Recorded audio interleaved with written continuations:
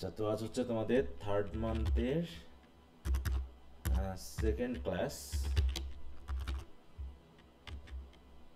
আচ্ছা, তো এখানে ক্লাসের শুরুতে আমি একটা বিষয় আগে বলে নিই। তোমরা অনেকে যেহেতু মেসেজ টেসেজ দিচ্ছ, আচ্ছা, এই বিষয়টা প্রায়ই বলা হয়, তারপরে হয়তো বা যারা নতুন যুক্ত হয়েছো বা পুরনোদের মধ্যেও দেখলাম অনেকের কাছে একটু কনফিউশন মনে হচ্ছে। এটা তো আসলে কনফিউশন হওয়ার কিছু নাই। তোমাদের সেকেন্ড মান্থ শেষ হয়েছে, আমরা থার্ড মান্থ শুরু করেছি। তো এখানে আমাদের মাসটা কি কোনো মাসের নাম হিসাবে কাউন্ট করা হয় বলো তো? না স্যার। না স্যার। আমরা কোন মাসের পড়া পড়তেছি? এটা কি জানুয়ারির, মানে আমরা কি নভেম্বরের মাসের পড়া পড়তেছি, না অক্টোবরের মাসে পড়া পড়তেছি, না ডিসেম্বরের পড়া পড়তেছি? কোন মাসের? Third month. হ্যাঁ, আমরা 12টা ক্লাস ধরে মাস কাউন্ট করি। এখানে সে নভেম্বর না ডিসেম্বর না জানুয়ারি এরকম ভাবে হিসাব করা হয় না। তার মানে আমি এখানে লিখে দিই, এখন চলছে থার্ড মান্থের সেকেন্ড ক্লাস। এখন এই থার্ড মান্থ মানে নভেম্বর ডিসেম্বর না, মানে আমাদের পর্যায়ক্রমিক পড়াতে পড়াতে অলরেডি আমাদের কয়টা ক্লাস হবে আজকে নিয়ে বলো তো টোটাল? তাহলে কয়টা ক্লাস 26টা। হবে? হ্যাঁ, আজকে দুই। নিয়ে 26টা ক্লাস হবে, তাই তো? তাহলে 12টা ক্লাস ধরে একটা মাস হিসাব করা হয়, অতএব 12টা ক্লাস ধরে একটা মাস হিসাব করা হয়। তো 12টা ক্লাস শেষ হবে, একটা মাস শেষ হবে, তার মানে আমাদের ক্লাস শুরু করার পরে অলরেডি 2 মাস শেষ হয়ে গেছে, এখন থার্ড মান্থ চলছে।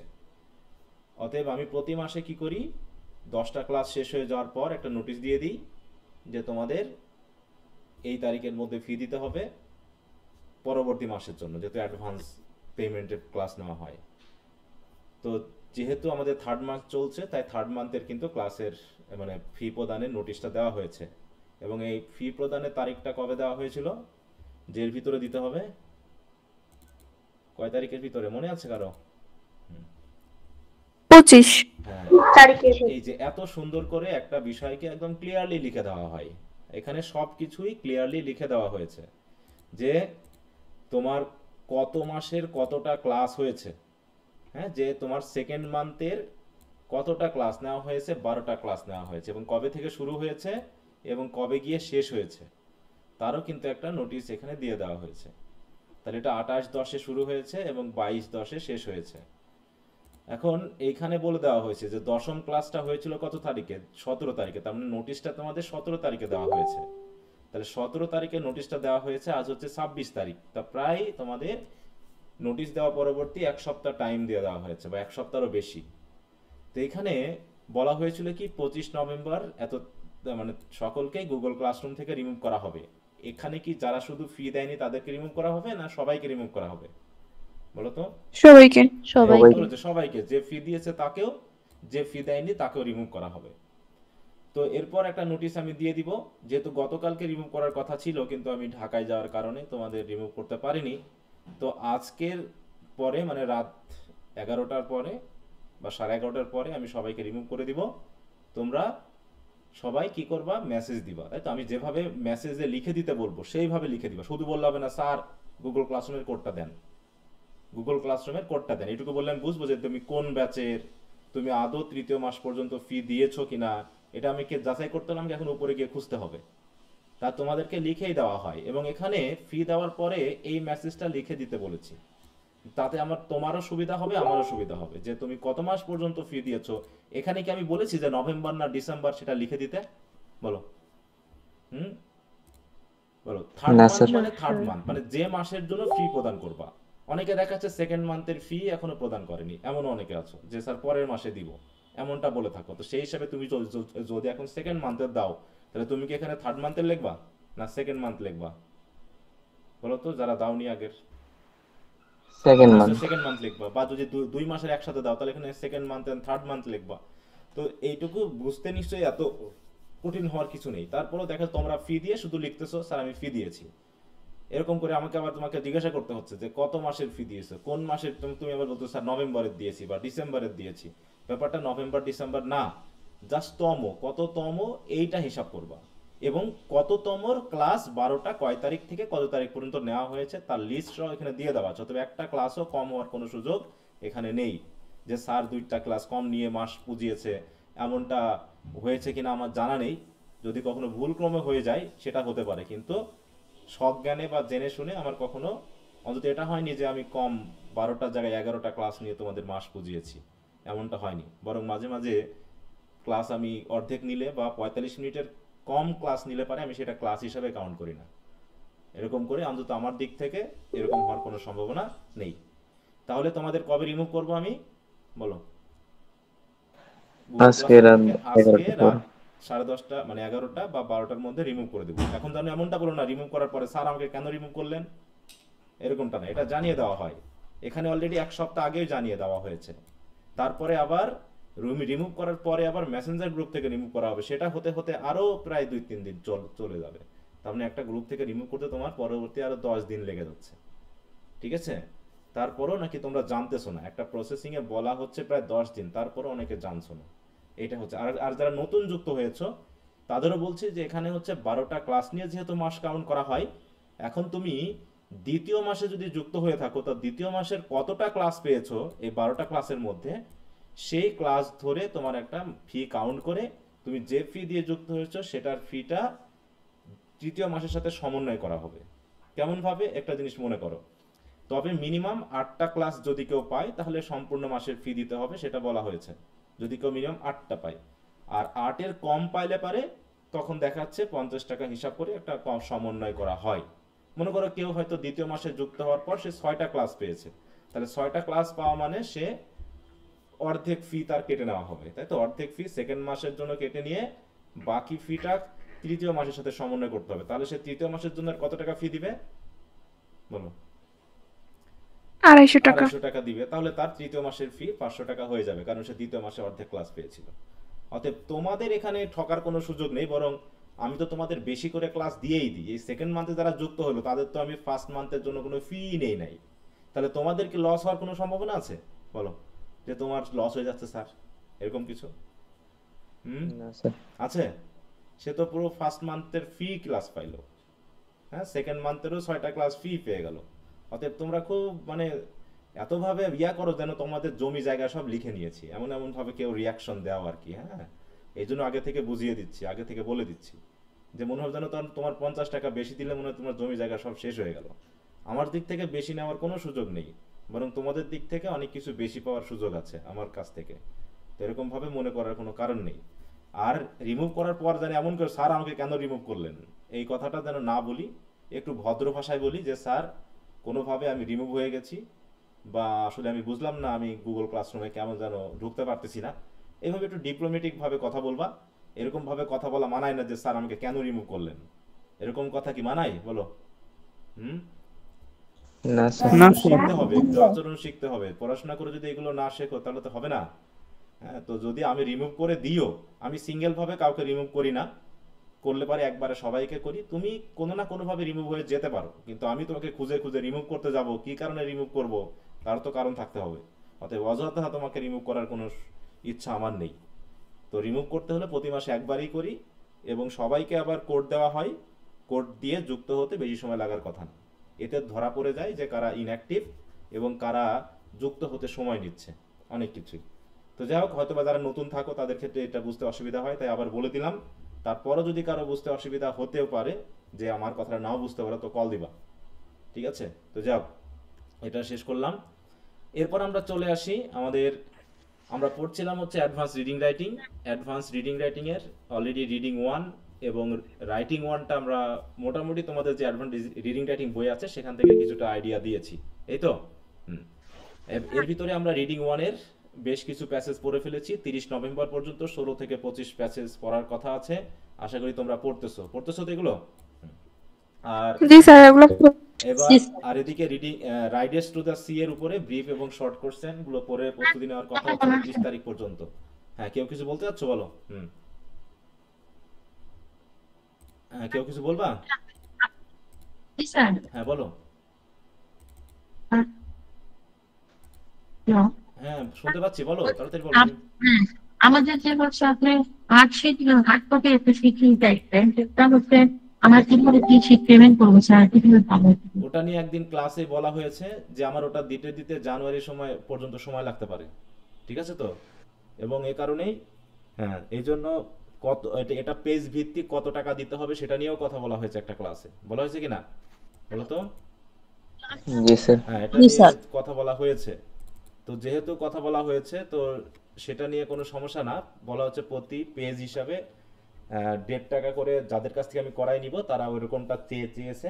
অতএব এখানে আমি বেশি নেওয়ার কোনো সুযোগ নাই, বরং যেখান থেকে আমি প্রিন্টটা করাই নিব বাধাই টাধাই করা নিব তারা যেভাবে হিসাবে পেজ ভিত্তিক টাকাটা ধরবে বা ফিটা ধরবে আমি সেটাই তোমাদেরকে জানাবো। এখন কত পেজ হবে সেটা তো আমার এখন রেডি করা হয়নি, আমি যেহেতু রেডি করতেছি অতএব আলটিমেটলি শেষ পর্যন্ত কতগুলো পেজ দাঁড়াবে সেই হিসাবে কতটা খরচ হবে সেটা তো আমি আগে থেকে বলতে পারবো না। এই জন্য তোমাদেরকে সময় নেওয়া হয়েছে যে আমি অন্তত 1-1.5 মাস সময় দিতে হবে, সেটা জানুয়ারিতে গিয়ে হয়তো আমি তোমাদেরকে দিতে পারবো, এটা বলা হয়েছে। বুঝতে পেরেছো? কি বুঝতে পারছো কি বললাম? বুঝতে পারছি। জি স্যার। হ্যাঁ, জি স্যার, বুঝতে পারছি। আচ্ছা ঠিক আছে। আর কারো কোনো কিছু বুঝতে অসুবিধা? না স্যার। আচ্ছা, তাহলে আমরা আমাদের মূল আলোচনায় যাই। তাহলে আজকে আমরা পড়বো হচ্ছে রিডিং 2, তাই না? আজকে আমরা রিডিং 2 এর যে প্যাসেজগুলো আছে সেটা নিয়ে আলোচনা করব। তা রাইটিং 1 এর যে প্রশ্নগুলো পড়ানো হয়েছে তার সাথে সাথে আমি বলেছি কি টপিক অনুসারে একটু পড়ে নিতে। তো কারো কি কোনো কিছু বুঝতে অসুবিধা আছে? হুম, কোনো প্রশ্ন রাইটিং 2 তে? না স্যার।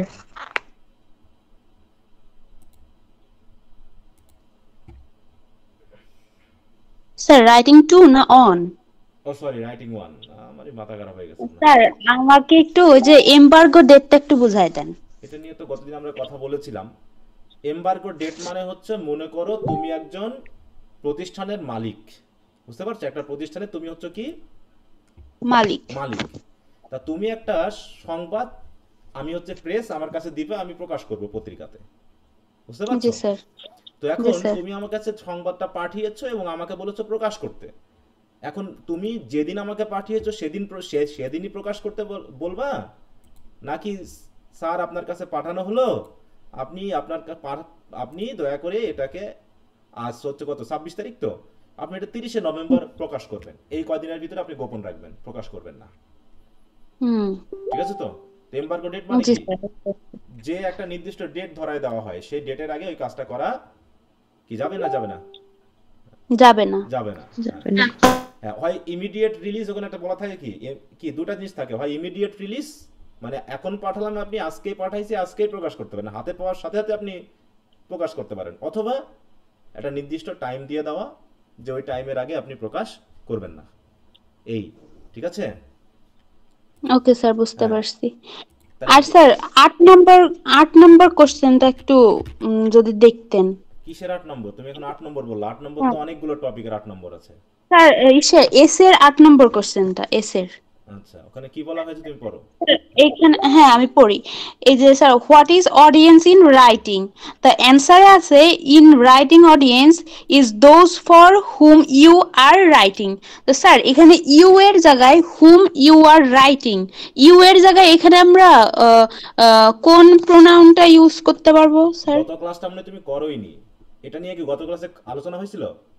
জি স্যার হয়েছিল, কিন্তু ইউ এর জায়গায় তো আমরা ইউটা ইউজ করতে পারবো না স্যার। কিন্তু আমি এখন তো বলেছি ওইখানে কি ইউজ আমরা করতে হবে, কি ইউজ করতে হবে সেটা আমি বলে দেই নাই। ওয়ান্স, স্যার ওয়ান্স ইউজ করা যাবে, তারপরে এইগুলা আর কি, ওয়ান্স, তারপর ওয়ান পার্সন, তাহলে তুমি এইগুলা এখন ইউজ কি করা। প্রশ্ন করছো আমাকে বলো, তাহলে কি প্রশ্নটা তুমি করছো আসলে? জি স্যার এইটাই কোশ্চেন স্যার। তা আমি তো সেটা বলেই দিয়েছি, আমি তো উত্তরও দিয়ে দিয়েছি যে ওয়ানের পরিবর্তে ইউ এর পরিবর্তে তুমি কি লিখবা, সেটা কি বলি নাই আমি? জি স্যার বলছিলেন। তাহলে তুমি এখন আমাকে কি কি জানতে চাচ্ছ স্পেসিফিকলি?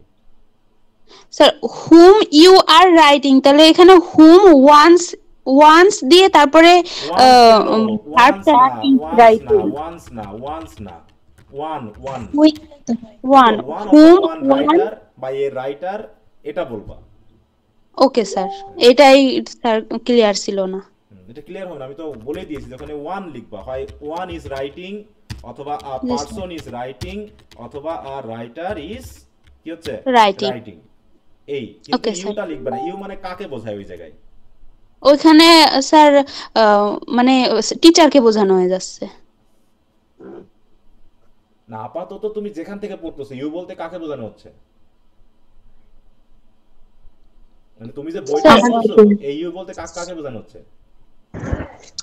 আমাকে আমাদেরকে রিডার বা নিজেকে। স্টুডেন্টকে বোঝায়। তাহলে তুমি যখন আবার লিখবা, সে তোমার রিডার হবে কে? টিচার হবে। আমার যদি হবে যে টিচার যে পড়তেছে হ্যাঁ, তাহলে খাতা আমি এখানে যে ইওর দেখে। কথাটা লিখেছি, এই যে এখানে যে আমি ইওর কথা লিখেছি, এই ইওর দিয়ে কি আমি আমাকে বোঝাতে চাচ্ছি? না স্যার, আমাকে বোঝাচ্ছে। হ্যাঁ, এখন তুমিও যদি এই ইওর লেখো, তাহলে কাকে বোঝাতে হবে? টিচারকে বোঝানো যাবে না যে তুমি লিখতেছো বা আপনি জি স্যার। লিখতেছেন। হ্যাঁ, এইটুকু জি স্যার। ডিপ্লোম্যাটিক সেন্সটা ক্লিয়ার করতে হবে যে আসলে কি বোঝানো হচ্ছে। ওকে ওকে। আচ্ছা দেখো, এমবার্গো বলতে কি বোঝানো হয়? এই যে এটা হচ্ছে এমবার্গো। এমবার্গো বলতে প্রধানত এটা ওই যে বিজনেস পারপাসে, সেটা হচ্ছে তোমার ওই যে ইম্পোর্ট এক্সপোর্টের ব্যাপারে একটা ইয়া করে দেওয়া, তাই তো, নিষেধাজ্ঞা জারি করা, যে আমার এই নদীর এলাকায় বা আমার দেশে বা আমার বন্দরে কোনো জাহাজ আপনার দেশে প্রবেশ করবে না। মানে মনে করো আমরা বললাম কি, ইন্ডিয়াকে বলে দিলাম যে আপনার দেশের কোনো জাহাজ, ট্রাক, মালবাহী কোনো কিছু আমার দেশে প্রবেশ করবে, এটা হচ্ছে এমবার্গো, নিষেধাজ্ঞা জারি করা। ঠিক আছে তো, এমবার্গো মানে কি? নিষেধাজ্ঞা জারি করা। কি? হ্যাঁ। আর এমবার্গো ডেট কি? দেখো, এমবার্গো ডেট হচ্ছে একটা specific date on which a restrictive piece of information like a product or publication becomes publicly available. তাহলে একটা নির্দিষ্ট ডেট, যে ডেটে ওটাকে কি করা হয়, প্রকাশ করা হয়, যে ডেটের আগে প্রকাশ করা যাবে না। এই যে বলছে, হ্যাঁ, until this date the information kept confidential and cannot be released, shared or sold to the public. মানে কোনোভাবে এটাকে শেয়ার করা যাবে না, রিলিজ করা যাবে না, বা বিক্রিও করা যাবে না। তাহলে ওই ডেটের আগ পর্যন্ত অপেক্ষা করতে হবে, অথবা ওই ডেটে প্রকাশ করতে হবে। কি কথা বুঝতে পারছো? জি স্যার, বুঝতে পারছি। তাহলে এই জন্য বলছি, দেখো, read and revise all the brief questions of writing 1 from your books. তাহলে যেহেতু আমি ফার্স্ট ইয়ারের বইয়ের সাথে সমন্বয় করে পড়তে বলেছি, তো তোমাদের সেকেন্ড ইয়ারের বইয়ে রাইটিং 1-এর যে টপিকগুলো আছে, সেই টপিকেরই তথ্যগুলো তোমরা তোমাদের ফার্স্ট ইয়ারের বই সহ পড়বা। মনে থাকবে তো? তাহলে আশা করি এখানকার প্রত্যেকটা কোশ্চেন তোমরা কমন পাবা। আনকমন পাওয়ার কোনো সুযোগ হয়নি এ পর্যন্ত, মানে আনকমন নেই। এই রাইটিং 1-এর সবগুলো কোশ্চেনই তোমরা কমন পাবা, এবং রাইটিং 2-এরও কমন পাবা। কিন্তু রিডিংয়ের ক্ষেত্রে প্যাসেজটা কমন পাবা কি না পাবা, এটা আসলে বলা মুশকিল। কিন্তু প্যাসেজ পড়ার অভ্যাস থাকলে পারবা। কিন্তু প্যাসেজ পড়ার অভ্যাস না থাকার কারণে ইজি প্যাসেজ দিলেও শুধু প্যাসেজটা আনকমন বলে তোমরা ভাবতেছো খুব কঠিন হয়েছে কোশ্চেন। ঠিক আছে তো, কোশ্চেন খুব কঠিন হয়েছে কেন?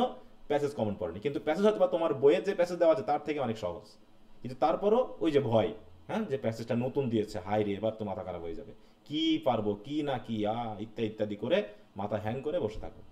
এমন করার কিছু নেই। প্রত্যেকটা প্যাসেজ পড়বা, পড়ে শুধু উত্তর কিভাবে করতে হবে সেটা জানবা। আর আমিও এরকম কিছু আনকমন প্যাসেজ দিয়েও তোমাদের টেস্ট নিব আর কি, মনে থাকবে। তাহলে মনে করলাম যে আমি পার্ট এর রিডিং 1 এবং রাইটিং 1-এর টপিকটা মোটামুটি আমি আমার দিক থেকে শেষ করলাম, বোঝাই দিলাম। বাকিটা তোমরা এখন নিজ দায়িত্বে পড়ে নিবা, ঠিক আছে তো? এবং একটা নির্দিষ্ট সময় পরে, বিশেষ করে এই যে পার্ট এ রিডিং 1-এর মোটামুটি আরও এক সপ্তাহ টাইম দিব। তার মানে ডিসেম্বরের 7 তারিখের মধ্যে আমরা সবগুলো প্যাসেজ পড়ে শেষ করব। প্যাসেজের উপরে একটা পোস্ট পরীক্ষা নিব, তারপরে ব্রিফ কোশ্চেনের উপরে আর একটা আলাদা করে একটা পরীক্ষা নিব, এবং দুটা সমন্বয়ে পার্ট এ এর উপরে একটা পরীক্ষা নিব। তাহলে তোমাদের পরীক্ষায় পার্ট এ তে কিভাবে প্রশ্ন থাকবে, কিভাবে আনসার করতে হবে, সেই ধারণাটা ক্লিয়ার হয়ে যাবে। কিন্তু দুঃখের বিষয়, এত পরীক্ষা নেওয়া, এত জিনিস বারবার বলে দেওয়ার পরেও পরীক্ষার আগের রাতের দিন বা পরীক্ষার আগের সময়ে তোমরা হইচই বাঁধিয়ে দাও, যেটা কয়টা কোশ্চেন থাকে, কিভাবে লিখতে হয়, কোথায় পাবো কোশ্চেন উত্তরগুলো, এই নিয়ে যে কি ধরনের মারামারি হয়, সেই দিন দেখলে আমি হাসবো না কাঁদবো, আমার আর তখন তোমাদের গ্রুপের ভিতরে ঢুকতে ইচ্ছা করে না। ঠিক আছে, এত ক্লিয়ার করে বলে দেওয়া সত্ত্বেও তোমরা কিছুই জানো না, জানো এমন ভাব করো কিছু কিছু স্টুডেন্ট। বুঝতে পেরেছো? তো এবারও ঘটবে একই ঘটনা। এই যে বলে রাখলাম, ফাইনাল পরীক্ষার আগের রাতে, প্রত্যেকটা পরীক্ষার আগের রাতে দেখবা কি ধরনের মারামারি শুরু হয়ে যাবে ফেসবুক, মানে মেসেঞ্জার গ্রুপে। মনে হবে যেন কোনোদিন ক্লাসই নেওয়া হয়নি ওই বিষয়ে। ঠিক আছে স্যার? হ্যাঁ স্যার, যুক্ত হয়েছে মাত্র 77 জন স্যার, আর তো নাই স্যার, ওই তারাই করবে। হ্যাঁ, সেটা তো বলতেছি যে মনে হবে যেন কোনদিন ক্লাসই নেওয়া হয়নি, এরকম আর কি নিয়ে মারামারি শুরু হয়ে যাবে। তো যাও, মারামারি করলে আর কিছু করার নাই। বাকিটা তোমাদের টাকা, তোমাদের জীবন, তোমাদের রিয়া, কিছুই আমার এখন রাগলে পারে তো এখনই যারা ভালো স্টুডেন্ট বা যারা রেগুলার তাদের জন্য ইফেক্ট পড়বে আর কি। ওকে, তাহলে রিডিং 2-তে আমরা চলে আসছি। রিডিং 2-তে আমাদের কয়টা কোশ্চেন থাকবে বলছিলাম? একটা প্যাসেজ থাকবে, সেখানে কয়টা কোশ্চেন আনসার করতে হবে? 3টা, নাকি? মনে আছে? জি হ্যাঁ, তাহলে রিডিং 2 জি স্যার। এটা হচ্ছে পার্ট বি এর রিডিং 2-তে একটা প্যাসেজ থাকবে। সেই প্যাসেজটা পড়ে তোমাকে যে কোনো 3টা কোশ্চেনের আনসার করতে হবে। এবং এই কোশ্চেনের আনসারটা কি? কয় পেজ লিখতে হবে? 3-4 পেজ, যেহেতু 4 মার্কের কোশ্চেন, 3-4 পেজ তো লিখতেই হবে, এরকম কিছু? না স্যার। হুম, না স্যার হ্যাঁ, একটা প্রশ্ন অনুযায়ী উত্তর। হ্যাঁ, প্রশ্ন অনুযায়ী তোমাকে উত্তর করতে হবে। সেটা 2 লাইনও হতে পারে, 3 লাইনও হতে পারে, 5 লাইনও হতে পারে। সেটা তোমার প্যাসেজ এবং কোশ্চেন অনুসারে আনসার করতে হবে। ইনিয়ে বিনিয়ে বানিয়ে সানিয়ে রূপকথা লেখার কোনো দরকার এখানে নাই কিন্তু। ঠিক আছে তো? এগুলো বারবার বলে দেওয়া হবে, তারপরে দেখবা পরীক্ষার আগে বলবে স্যার এই প্যাসেজ ওয়ানে স্যার কয় পেজ লিখবো? 4 মার্কের উত্তর 3-4 লাইনে পাওয়া যাবে তো? মানে হবে তো? মার্ক পাবো তো স্যার? ইত্যাদি ইত্যাদি। ঠিক আছে? এখানে তোমার প্যাসেজটাই হচ্ছে তোমার হচ্ছে 1 পেজ হবে তোমার। সেখানে তুমি 3-4 পেজের উত্তর কেমন করে লিখবা বলো? সম্ভব এটা লেখা? বলো। কারণ এই প্যাসেজটা থেকে তোমার প্রশ্নই হচ্ছে টোটাল কয়টা দিবে বলো? 5টা কোশ্চেন দিবে, তার ভিতরে যে কোনো কয়টা লিখতে হবে? 3টা লিখতে হবে। হ্যাঁ, দেখো এখানে কয়টা কোশ্চেন দেওয়া হয়েছে, এই যে 1 2 6টা। 3 4 5। হ্যাঁ, 5টা কোশ্চেন দেওয়া হয়েছে, তাই না? হ্যাঁ, এখানে 2 থেকে শুরু, যেহেতু দেখো 1 2 3 4 5, 5টা কোশ্চেন দেওয়া হবে। সেই কোশ্চেনটা এখন তোমার টেকনিক্যাল কোশ্চেনও হতে পারে, গ্রামাটিক্যাল কোশ্চেনও হতে পারে, আবার ন্যারেটিভ কোনো কোশ্চেনও হতে পারে। আচ্ছা, তো ভালো কথা। এখন এই যে প্যাসেজ, এই প্যাসেজগুলো একটু তোমাদের বইয়ে বেশি বড় করে দেওয়া আছে। এত বড় প্যাসেজ হয়তো বা আসার সম্ভাবনাটা কম। আমরা গত যে পরীক্ষাটা দেখে করেছিলাম, সেটার একটু কোশ্চেন আমরা যদি একটু দেখি, তাহলে হয়তো আমরা বুঝতে পারবো। তোমাদের গ্রুপে গতদিন শেয়ার করেছিলাম, তাই না আমরা? জি স্যার। আচ্ছা, তাহলে ওখান থেকে একটু আমরা আরেকবার একটু নিয়ে নিই প্রশ্নটা। সরি, এটা তো ফার্স্ট ইয়ারের না, নেটওয়ার্কের এত ঝামেলা।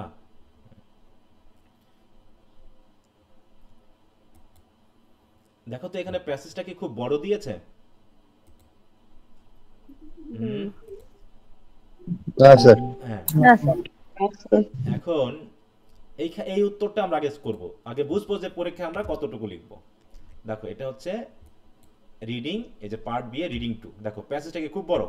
আমাদের এইখানে যে প্যাসেজটা আছে, এই প্যাসেজটা কি অনেক বড় দিয়েছে না? দেখো মোটামুটি বড় দিয়েছে নাকি? কিন্তু দেখো 2024 সালে যে প্যাসেজটা ছিল খুব একটা বড় না। এই হচ্ছে এখানে টোটাল কয়টা কোশ্চেন আছে? 1 2 3 4 5, 5টা কোশ্চেন আছে। 5টা কোশ্চেনের আনসার করতে হবে। কয়টা করতে হবে? যে কোনো 3টা। এখন এইখানে দেখো তো কোশ্চেনগুলো খেয়াল করো। আমরা একটু প্যাসেজটা পুরো প্রথমে সবাই কোশ্চেনগুলো একটু মনোযোগ দিয়ে খেয়াল করো। প্রথমে হচ্ছে how would you define territory? টেরিটরিটাকে, এই টেরিটরি কথাটাকে তুমি কিভাবে ডিফাইন করবা? ডিফাইন করা মানে কি? বর্ণনা করা। বর্ণনা করা বা সংজ্ঞায়িত করা। হ্যাঁ, এখানে আসলে টেরিটরি বলতে কি বোঝানো হয়েছে? What is people's reaction to their territory? টেরিটরির ক্ষেত্রে লোকজনের রিয়াকশন কেমন হয়? How can chaos be avoided? কিভাবে, কেওস মানে কি জানো? বিশৃঙ্খলা। বিশৃঙ্খলা, হইচই, দাঙ্গা হাঙ্গামা ইত্যাদি। তাই তো এগুলো কিভাবে অ্যাভয়েড করা যেতে পারে? এবার একটু খেয়াল করে দেখো। Change the following words as directed. দেখো এখানে আবার ওই যে সে ফার্স্ট প্যাসেজের মতো করে, হ্যাঁ, নাউন ভার্ব ফর্ম ইত্যাদি দিয়ে দেওয়া হয়েছে। দেখো make your own sentence with the changed word. মানে কিভাবে যে তোমার পরীক্ষা নিবে, এটা একমাত্র প্রশ্ন যখন করা হবে তখনই বোঝা সম্ভব। দেখো রেয়ার অ্যাডভার্ব বানাতে হবে, ইনভেডিং এর নাউন করতে হবে, ট্রেসপাসারের ভার্ব করতে হবে, কেওসের অ্যাডজেক্টিভ করতে হবে, এবং এগুলো দিয়ে আবার সেন্টেন্স লিখতে হবে। কোনগুলো দিয়ে সেন্টেন্স লিখবো? যে ওয়ার্ডটা দেওয়া আছে সেটা, নাকি চেঞ্জড ওয়ার্ড? কোনটা? Change word. Changed word. এটা আবার অনেকে বোঝে না। যেটা দেওয়া আছে ওটা দিয়েই সে সেন্টেন্স লিখে ফেলছে। কিন্তু কিন্তু বলে দেওয়া হয়েছে উইথ দ্য চেঞ্জড ওয়ার্ড, মানে নতুন যে ওয়ার্ডটা তুমি পাচ্ছ। যেমন রেয়ারের অ্যাডভার্ব হচ্ছে রেয়ারলি, তাহলে রেয়ারলি দিয়ে তোমাকে সেন্টেন্স লিখতে হবে, এই রেয়ার দিয়ে না। তারপর হচ্ছে right a summary of the passage, এই প্যাসেজের সামারি লিখতে হবে একটা। তাহলে এই হলো আমাদের টোটাল 5টা কোশ্চেন এই প্যাসেজের উপরে। এখন এই 5টা কোশ্চেনের মধ্যে তোমাকে যে কোনো 3টা কোশ্চেনে আনসার করতে হবে। তো তোমাদেরকে প্যাসেজটা আমি এখন পড়তে দিব। সবাই একটু প্যাসেজটা পড়বা, ঠিক আছে তো? নিজ দায়িত্বে। সবাই কি দেখতে পাচ্ছ? জি স্যার, আচ্ছা, দেখতে পাচ্ছি। দেখতে পাচ্ছ নিশ্চয়ই। এখন তোমাদের কাজ দিলাম হচ্ছে, এই যেহেতু কোশ্চেনগুলো আমরা পড়ে ফেলেছি, এখন তোমাদের কাজ হলো প্যাসেজটা নিজ দায়িত্বে পড়া। আমি পড়াই দিলে বুঝবা না যে প্যাসেজটা কঠিন নাকি সহজ, কারণ যেহেতু প্যাসেজটা আনকমন। অতএব আনকমন হলেই যে কঠিন হবে তা তো না, নাকি? আনকমন হলেই কঠিন হয় প্যাসেজ? না স্যার। হ্যাঁ, সহজ প্যাসেজটা, কিন্তু আনকমন বলে কঠিন মনে করার কিছু নেই, বা মনের দিক থেকে আগেই হতাশ হওয়ার কিছু নেই। এখন তোমাদের সময় দিলাম হচ্ছে, এখন বাজে 7টা 35। তোমরা এই প্যাসেজটা পড়তে কি 10 মিনিট লাগবে? 10 মিনিট না লাগবে? স্যার হ্যাঁ না স্যার আচ্ছা, তারপরে 10 মিনিট টাইম দিলাম, যেহেতু অনেকে হয়তো স্লো রিডার থাকতে পারো। তো সবাই মিলে হচ্ছে 7টা 37, তাহলে হচ্ছে 7টা 37 যদি হয় 10 হলে হয় 45 46। আচ্ছা 7টা 46 বা 47-এর মধ্যে তোমরা শেষ করবা। যার যার পড়া হয়ে যাবে হাত তুলবা, ওটা দেখবো আমি, দেখে বুঝবো যে তোমাদের পড়া হয়ে গেছে। তাহলে আমি এটা স্যার একটু ছিল মানে একটু করে ওয়ার্ড লাগছে। মিনিং, হ্যাঁ একটু কঠিন লাগছে আমার কাছে। আচ্ছা, কারোর কাছে সহজ লাগছে না সবার কাছে কঠিন লাগলো? স্যার একটু কঠিনই স্যার মনে হয়। কঠিন। কঠিন? স্যার সহজ লাগে নাই। তাহলে তো বিপদ। আচ্ছা দেখি, তাহলে আমি একটু পড়ি, দেখি কোন জায়গায় কঠিন আছে।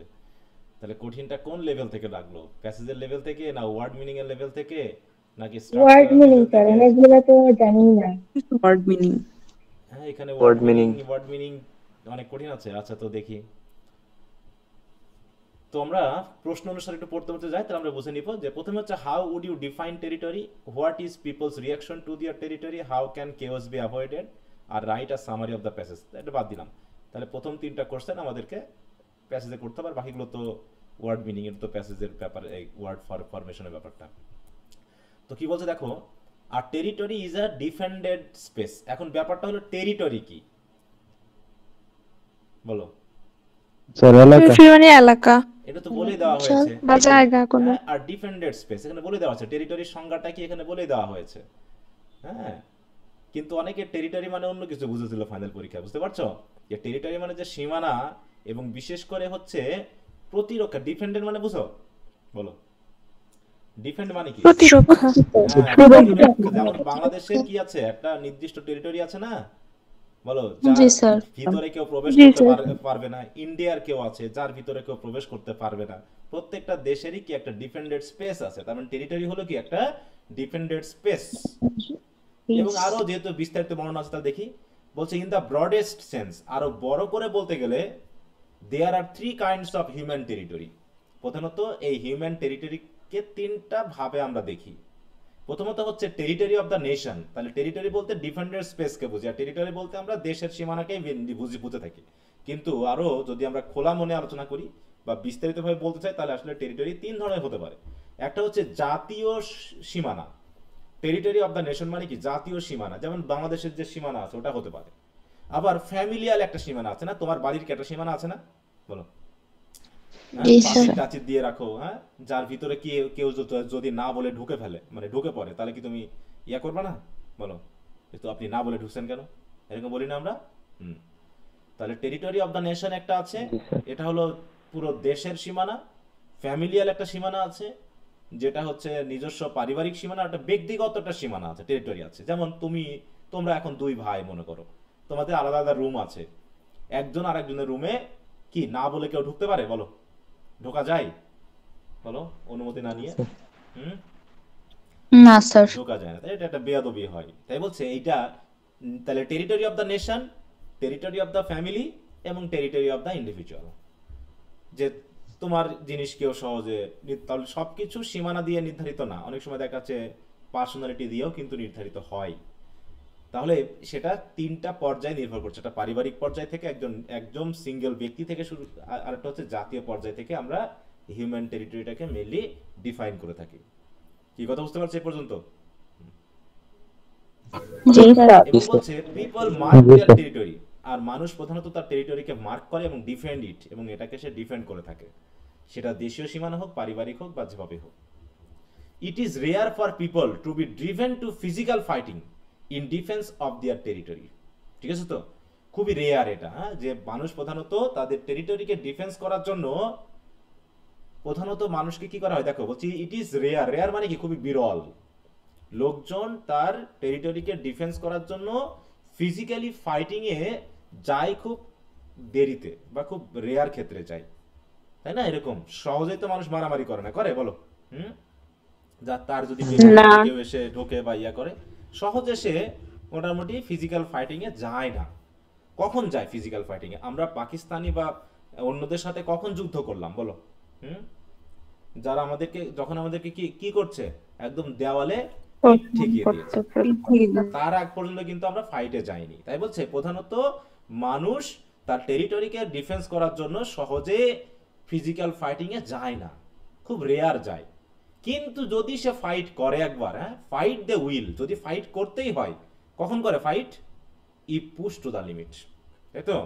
তাহলে যখন তাদের একদম দেওয়ালে পিঠ থেকে যায় তখনই প্রধানত তারা ফাইট করে। কিন্তু জেনারেলি মানুষ তার টেরিটরিকে ডিফেন্স করার জন্য ফিজিক্যাল ফাইটিংয়ে খুব একটা যায় না। যেমন ভারতের সাথে আমাদের কতবার যুদ্ধ বাঁধতে গিয়েও বাঁধেনি, হয়েছে না এরকম ব্যাপারটা? বলো। যেমন বিশেষ করে ভারত কি করে, তার বিএসএফ এর দ্বারা আমাদের অনেক মানুষকে গুলি করে হত্যা করে, করে কিনা? বলো। বা হচ্ছে পুশ ইন পুশ আউট, এগুলো খুব ঘটে থাকে, যে ভারতের লোকজন না বলে না ইয়া করে আমাদের দেশের মধ্যে ঢুকে পড়ছে, বা আমাদের লোকজনও ভারতের ভিতরে ঢুকে পড়ছে।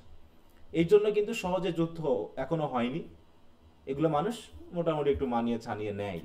কিন্তু যুদ্ধ কিন্তু তখনই হয় যখন একদম মানে দেওয়ালে পিঠ থেকে যায়। আর যখন দেওয়ালে পিঠ থেকে যায় তখন কেমন হয় বলো? বলছে যদি কোনো invading army encroaching on national territory, মনে করো ভারতের যদি কোনো আর্মি এখন আমাদের দেশীয় সীমার ভিতরে ঢুকে পড়ে। এনক্রস মানে কি? এনক্রস মানে কি বলো? অনুমতি না নিয়ে প্রবেশ করা। এনক্রস মানে কি? প্রবেশ হ্যাঁ, অনুপ্রবেশ যেটা, তাই না? হ্যাঁ, অনুমতি না নিয়ে প্রবেশ করা, যেটাকে আমরা এনক্রসমেন্ট বলে থাকি। দেখো দেখো intrusion on a person territorial right. Intrusion মানে কি? ওই একই কথা, হ্যাঁ, কোন মানুষের অনুমতি না নিয়ে প্রবেশ করে বেড়া। দেখো ইন্ট্রুড অন, দেখো পারসনস টেরিটরি রাইটস আর পার্সোনাল লাইফ, হ্যাঁ, তার নিজস্ব যে পার্সোনাল বা প্রাইভেসি আছে, তাই তো, কোন রকম ভাবে না বলে ইন্ট্রুড করা। ইন্ট্রুড তাহলে একটা মিনিং আসলো কি? এখন খেয়াল করো, ইন্ট্রুশন নাউন কি জানো তো? ইন্ট্রুশন নাউন হচ্ছে কিন্তু ইন্ট্রুড। দেখো ইন্ট্রুশন আর কোথায় ইন্ট্রুড? ইন্ট্রুড মানে কি? Put oneself deliberately into a place or situation. দেখো, হ্যাঁ, তাহলে স্বেচ্ছায়, ডেলিভারেটলি মানে কি? স্বেচ্ছায় একজন ব্যক্তি যখন কি করবে, হোয়ার ওয়ান ইজ আনওয়েলকাম অর আনইনভাইটেড, যখন কোনো ব্যক্তিকে দাওয়াত দেওয়া হয়নি বা ওয়েলকাম করা হয়নি সেখানে সে প্রবেশ করে পড়ে। তাহলে পুট ইনটু আ প্লেস মানে কি? নিজেকে প্রবেশ করানো। দেখো B force to thrust into, হ্যাঁ, মানে জোর করে প্রবেশ করা। তাহলে ইনট্রুড মানে কি? জোর করে প্রবেশ করা। এনক্রস মানে কি? ওই জোর করে প্রবেশ করা, ঠিক আছে তো? দেখো encroach carries the meaning of intrude both in terms of privilege and property, মানে হচ্ছে অনুমতি ছাড়া, লিগাল কোনো অনুমতি ছাড়া তুমি যখন প্রবেশ করবা অন্যের টেরিটরিতে, তাকে বলা হচ্ছে ইনট্রুড অথবা হচ্ছে এনক্রস। তো এখানে সেটাই বলা হয়েছে যে দ্য ইনভেডিং আর্মি, ইনভেডিং মানে বুঝো তো? ইনভেডিং মানে কি? ইনভেড করা মানে কি? হামলা করা, আক্রমণ করা, তাই তো? হ্যাঁ, আক্রমণ করা। দেখো বিশেষ করে আর্মিদের ক্ষেত্রে, enter a country or region so as to subjugate আর অকুপাই ইট, হ্যাঁ, কাউকে দমন করা বা অধিকার করে নেওয়ার উদ্দেশ্য নিয়ে যখন একটা আর্মি কোনো দেশে প্রবেশ করে সেটাকে বলা হচ্ছে ইনভেড। তাহলে ইনভেডিং আর্মি মানে কি? যারা দখল করে নেওয়ার কি ইচ্ছা পোষণ করে কারো ন্যাশনাল টেরিটরিতে প্রবেশ করে। দেখো, হ্যাঁ, the invading army encroaching on national territory, the gang moving into a rival district. তখন কি হয়? ওই যে একটা গ্যাং বা এই যে ইনভেডিং আর্মি, সেটা কোনো আর্মি হতে পারে অথবা কোনো গ্যাং হতে পারে যে কোনো বিপরীত, রাইভাল মানে কি বলতো? প্রতিদ্বন্দ্বীর এলাকায় ঢুকে পড়েছে, অথবা the trespasser climbing into a orchard, অথবা কারো বাগানে প্রবেশ করেছে কোনো ট্রেসপাসার অনুমতি ছাড়াই। The burglar breaking into a house, অথবা কোনো ডাকাত, তাই তো, জোর করে বাড়ির ভিতরে প্রবেশ করছে। সবই হচ্ছে কি? এই সবই হচ্ছে কি বলো? অনুমতি না নিয়ে ইন্ট্রুড করা। সেটা হতে পারে আর্মি থেকে শুরু করে একদম ব্যক্তি পর্যন্ত, অনুমতি না নিয়ে কারো বাসায় প্রবেশ করা, কোনো দেশের সীমানার মধ্যে প্রবেশ করা, কারো বাগানে প্রবেশ করা।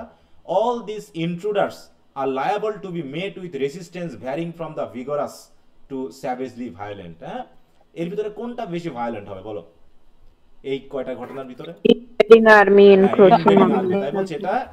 তখন কি হবে? এই প্রত্যেক এদেরকে সবাইকে ইন্ট্রুডার বলা হচ্ছে, মানে অনুমতি না নিয়ে কেউ হচ্ছে দেশীয় সীমানা বা কারো বাগান বা কারো নির্ধারিত সীমানার মধ্যে প্রবেশ করলো, এরা হচ্ছে সবাই ইন্ট্রুডার। আর এই ইন্ট্রুডারদেরকে অবশ্যই বিভিন্ন মাত্রার প্রতিবন্ধ, মানে কি রেসিস্টেন্স মানে বুঝো তো, বাধার মুখোমুখি হতে হবে নাকি? হ্যাঁ, সেটা হতে পারে কি? দেখো varying from the vigorous to the savagely violent, জোরালো এবং একদম মানে কি বলবো মানে বর্বচিত বলবে যেটা আমরা বলি, হ্যাঁ, তীব্র রেজিস্ট্যান্সের মুখোমুখি হতে হবে। মানে আমরা নিশ্চয়ই ছেড়ে দিব না। একজন ডাকাত যদি আমার বাড়িতে প্রবেশ করে, আমি কি তাকে ছেড়ে দিব বলো? না স্যার। হ্যাঁ, সেটা অবশ্য আমার ইয়ার উপর নির্ভর করবে, আমার কতটুকু শক্তি আছে তার উপর ডিপেন্ড করবে। এখন সে যদি বন্দুক নিয়ে প্রবেশ করে, আমার কিছু করার থাকবে বলো? হ্যাঁ, না স্যার। আমি নিশ্চয়ই কিছু করতে পারবো না। হ্যাঁ, তাই বলছে যে all these intruders are liable to be met with resistance varying from vigorous to the savagely violent, হ্যাঁ, even if the law is on the side of the intruder। বলছে যদি বা আইনও যদি ইন্ট্রুডারের পক্ষেও থাকে, মনে করো হ্যাঁ যে ইন্ডিয়া এখন বাংলাদেশকে দখল করে নিবে, আইনানুগভাবে এখন বাংলাদেশ ইন্ডিয়ার ভিতর ঢুকে গেছে, তারপরেও কি আমরা মানুষটা কি ছেড়ে দিব বলো? যেমন পাকিস্তানিকে আমরা ছাড়ছিলাম, পাকিস্তানিকে যদি আমরা পাকিস্তানের অধীনে ছিলাম বা পাকিস্তানের মধ্যে পড়ে গেছিলাম, তারপরে কিন্তু আমরা পাকিস্তানিদের ছাড়ি নাই। তাই বলছি even if the law is on the side of the intruder, তাহলে ইন্ট্রুডারদের সাইডে আইন থাকলেও the urge to protect the territory, হ্যাঁ, মানুষের ভিতরে যেহেতু একটা আর্স থাকে, আর্স মানে বুঝো তো, আর্স মানে কি? হ্যাঁ, এত একটা তীব্র কি আকাঙ্ক্ষা, ইচ্ছা কি করার জন্য, তার টেরিটরিকে প্রোটেক্ট করার জন্য, মে বি স্ট্রং। তাহলে এই আর্সটা শক্তিশালী হতে পারে, এবং এত শক্তিশালী হতে পারে যে otherwise peaceful citizens abandon all their usual controls and inhibitions, হ্যাঁ। আর যদি স্ট্রং না হয় তাহলে হয়তো পিসফুল সিটিজেন তারা পালিয়ে যাবে। অ্যাবান্ডন মানে কি? পালিয়ে যাওয়া। All their usual controls and inhibitions, তাদের বাসস্থান, তাদের নিয়ন্ত্রণ সব হারিয়ে তাছাড়া তারা পালিয়ে যেতে পারে। যেমন হচ্ছে রোহিঙ্গারা কি প্রথমে একটু যুদ্ধ করেছিল নাকি, কিন্তু তারা কি শেষ পর্যন্ত পারছে? শেষ পর্যন্ত পারেনি, তারা চলে আসছে। তাহলে তাদের নিজস্ব সীমানার ভিতরে তার দেশের আর্মি প্রবেশ করে তাদেরকে উচ্ছেদ করেছে। অ্যাটেম্পটস টু এভিক্ট ফ্যামিলি, এভিক্ট মানে কি? উচ্ছেদ করা, ওই যে বললাম, হ্যাঁ, উচ্ছেদ করা, নিজ এলাকা থেকে বা নিজ বাসস্থান থেকে তা কাউকে তাড়িয়ে দাও।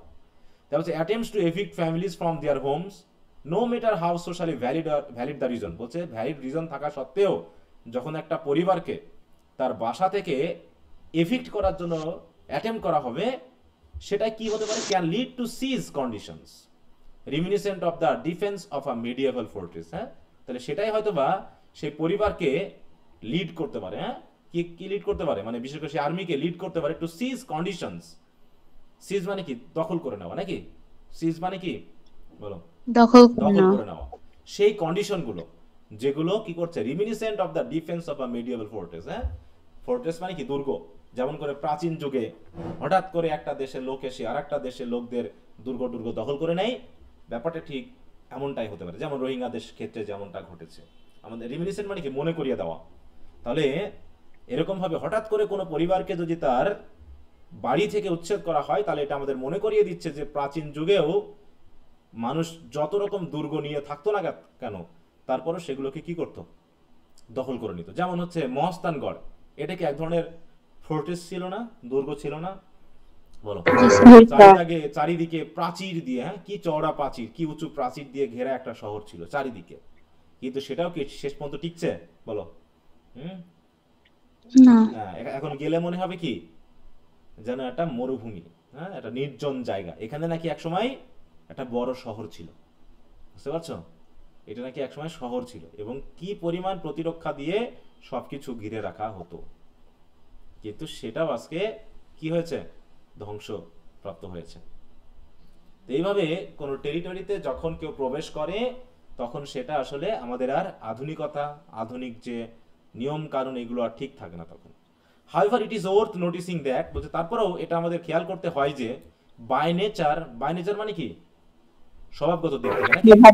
হ্যাঁ, স্বভাবতই is not only a cooperative species, human being, তাই না? যে man is not only a cooperative species, এরা শুধুমাত্র যে সহযোগিতাপূর্ণ একটা জাতি তা নয়, but also a competitive one, এরা কিন্তু প্রতিযোগীও। এক দল কি আরেক দলের সাথে কি প্রতিযোগিতা লিপ্ত হয় না সবসময় বলো? হ্যাঁ, এই যেমন ইসরায়েল ফিলিস্তিনি, মানুষ তো একটা কি কোঅপারেটিভ স্পিসিস, কিন্তু সবসময় এরা কোঅপারেটিভ থাকে না। নিজের ব্যাপারটাকে দখল করে নেওয়ার জন্য, নিজের স্বার্থ উদ্ধারের জন্য অন্যের সাথে সে কম্পিটিটিভও হতে পারে। যেমন বিশ্ব রাজনীতির দিকে তাকালে আমরা দেখতে পাচ্ছি, তাই না, যে রাশিয়া এবং আমেরিকার মধ্যে কি সবসময় দ্বন্দ্বপূর্ণ আচরণ কি লেগেই আছে, তাই না?